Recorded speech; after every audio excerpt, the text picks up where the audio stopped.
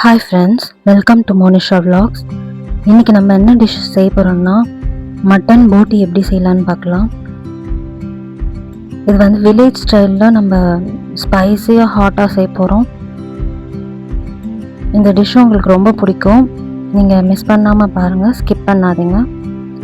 நான் வந்து 1/2 kg வந்து இந்த போட்டி எடுத்து வச்சுருக்கேன். இதெல்லாம் க்ளீன் பண்ணி வச்சுருக்கேன். க்ளீன் பண்ணுறதுக்கு என்ன ப்ராசஸ்னால், நான் சுடு தண்ணியில் வந்து மஞ்சத்தூள் உப்பு போட்டு ஒரு 5 minutes கொதிக்க விட்டுட்டு அதில் வந்து நான் இந்த மட்டன் போட்டி பீசஸ்லாம் போட்டு வச்சுருக்கேன். இது எதுக்காக போடுறேன்னா, அதில் இருக்க கிருமிகள்லாம் செத்துடும். அதுக்கப்புறம் நம்ம ஒரு 2 தடவை வாஷ் பண்ணி மஞ்சத்தூளால் வாஷ் பண்ணி வச்சுக்கலாம். நான் ரெடி பண்ணி வச்சுருக்கேன். இதுக்கு தேவையான மசாலா, பட்டை, கிராம்பு, நட்சத்திரப்பூ, சோம்பு எல்லாம் வச்சுருக்கேன். மசாலாஸ் வச்சுருக்கேன். கருவேப்பிலை, மிளகாத்தூள், கரம் மசாலா, மிளகுத்தூள், மஞ்சத்தூள், பெருங்காயம் டைஜஷனுக்காக வச்சுருக்கேன். உப்பு தேவையான அளவு. தக்காளி வந்து மீடியம் சைஸ் தக்காளி 2 வச்சுருக்கேன் நறுக்கி. அப்புறம் வந்து இது நம்ம அரைக்கிறதுக்கு தேவையான அரவை மசாலா எப்படி செய்கிறதுன்றது நான் அடுத்து வரும்போது சொல்கிறேன், அது எப்படி செய்கிறதுன்று.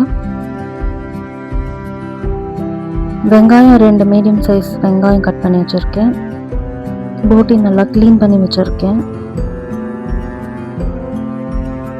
இதுதான் நம்மளுக்கு தேவையான பொருள். இப்போ அரைக்கிறதுக்கு என்ன பண்ணணும்னா, நம்மளுக்கு ஒரு 12 பூண்டு கிட்ட வச்சுக்கணும். அப்புறம் ஒரு இஞ்சி ஒரு 50 கிராம் அளவுக்கு வச்சுக்கணும். இதில் நான் என்னென்ன சேர்த்துருக்கேன்னா, புதினா, கொத்தமல்லி, இஞ்சி, பூண்டு. புதினாவும் கொத்தமல்லியும் கையளவுக்கு சேர்த்துருக்கேன் நான். இது வந்து நம்ம அரைச்சி பேஸ்ட்டாக வச்சுக்கணும். நம்ம சமைக்கும் போது அதை யூஸ் பண்ணுவோம்.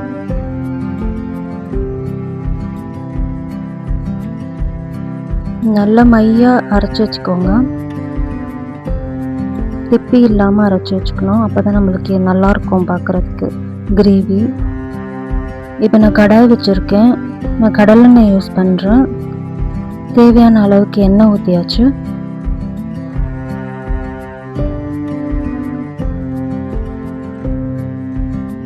இதில் வந்து ஃபஸ்ட்டு நம்ம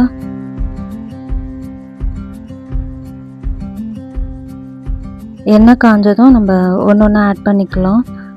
ஃபஸ்ட்டு பட்டை ஆட் பண்ணிக்கலாம். பட்டை ஒரு 4 பீசஸ் வச்சுருக்கேன், அதை ஆட் பண்ணிக்கிறேன்.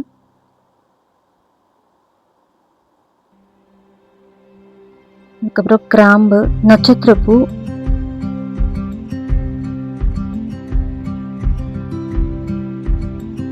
கிராம்பு சேர்த்துக்கலாம்.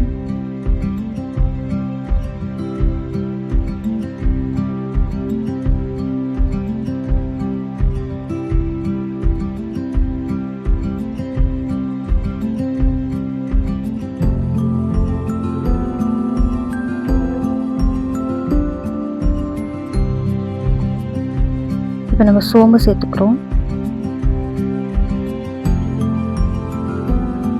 இல்லை நல்லா பொரிஞ்சிடுச்சு.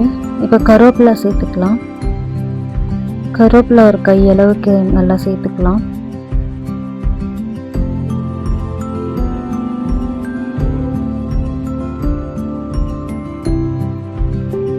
கருவேப்பிலை நல்லா பொரிஞ்சு வந்துடுச்சு. இப்போ நம்ம வந்து கட் பண்ணி வச்சுருக்க வெங்காயத்தை சேர்த்துக்கலாம். 2 பெரிய வெங்காயம் சேர்த்துருக்கேன். நீங்கள் வேணும்னா சின்ன வெங்காயம் கூட சேர்த்துக்கலாம், நல்லாயிருக்கும். இதுக்கப்புறம் ஒரு 4 பச்சை மிளகாய் சேர்த்துக்கலாம். 4 பச்சை மிளகாய் நான் கீரி சேர்த்துக்கிறேன். உங்களுக்கு எவ்வளோ காரம் தேவைப்படுமோ அதுக்கேற்ற மாதிரி சேர்த்துக்கலாம், கூட குறைய சேர்த்துக்கலாம். நல்லா வதக்கி விட்டுக்கோங்க.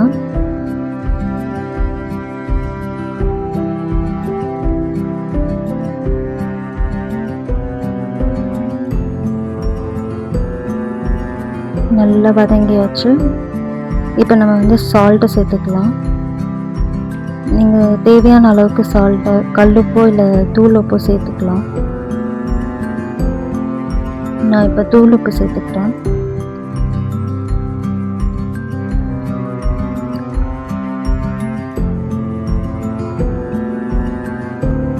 இப்போ நம்ம அரைச்சி வச்ச பேஸ்ட்டை சேர்த்துக்கலாம்.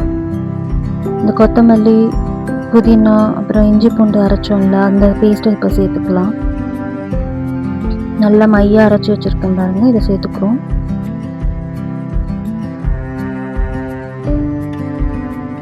நல்லா கிளறி விட்டுக்கோங்க. அடிப்பிடிக்காத அளவுக்கு கிளறி விட்டுக்கோங்க.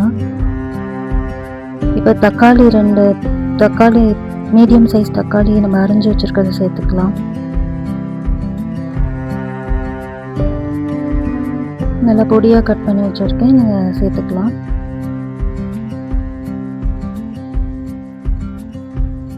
நல்லா கிளறி விட்டுக்கோங்க.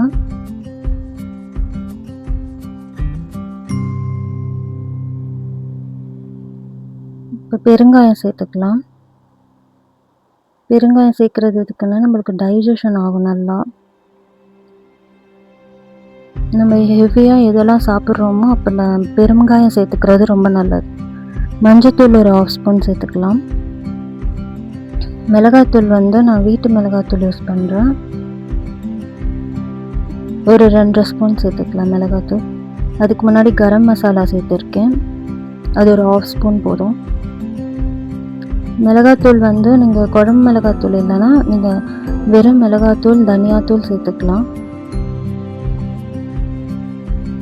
நான் எல்லா ஸ்பைசஸும் சேர்த்த மாதிரி நான் மிளகாத்தூளே அரைச்சி வச்சுருக்கேன், அதனால் அதுவே எனக்கு போதும்.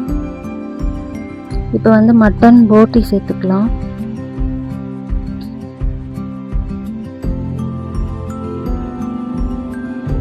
நான் நல்லா சுத்தம் பண்ணி வச்சுருக்கேன். இப்போ நான் சேர்த்துக்க போகிறேன். இது ஆல்ரெடி கொஞ்சம் குக்காக இருக்குதுன்றதுனால சுடு தண்ணியிலே குக்காக இருக்குது. நம்ம கொஞ்ச நேரம் வதக்கினாலே இது போதும். ரொம்ப நேரம் வதக்கிட்டோம்னா ரப்பர் மாதிரி கடிக்க முடியாது. நல்லா வதக்கி விட்டதுக்கப்புறம் தேவையான அளவுக்கு தண்ணி ஊற்றிக்கலாம். நான் கொஞ்சம் தண்ணி ஊற்றிக்கிறேன்.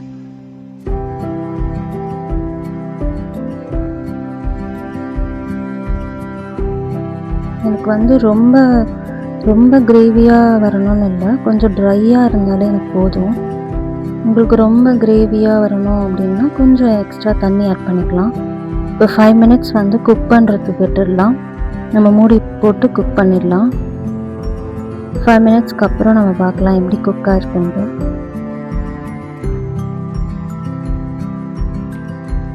இப்போ திறந்து பார்க்கலாம் எப்படி இருக்குன்ட்டு. நல்லா வெந்துடுச்சு, நல்லா எண்ணெய் திரண்டு வந்திருக்கு. ஸ்மெல்லு ரொம்ப சூப்பராக இருக்குது. இந்த ஸ்டேஜில் நம்ம கடைசியாக தான் எப்போவுமே மிளகுத்தூள் போடணும்.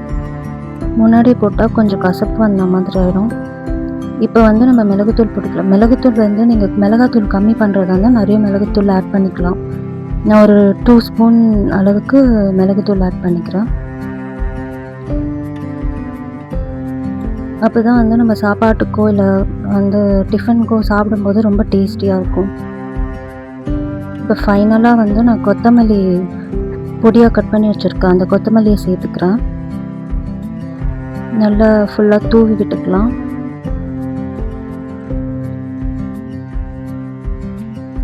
இப்போ பார்த்தீங்கன்னா நம்மளோட போட்டி ரெடி ஆயிடுச்சு. உங்களுக்கு இந்த வீடியோ பிடிச்சிருக்குன்னு நினைக்கிறேன். மறக்காமல் சப்ஸ்கிரைப் பண்ணுங்கள், லைக் பண்ணுங்கள், ஷேர் பண்ணுங்கள், நீங்கள் கமெண்ட் பண்ணுங்கள்.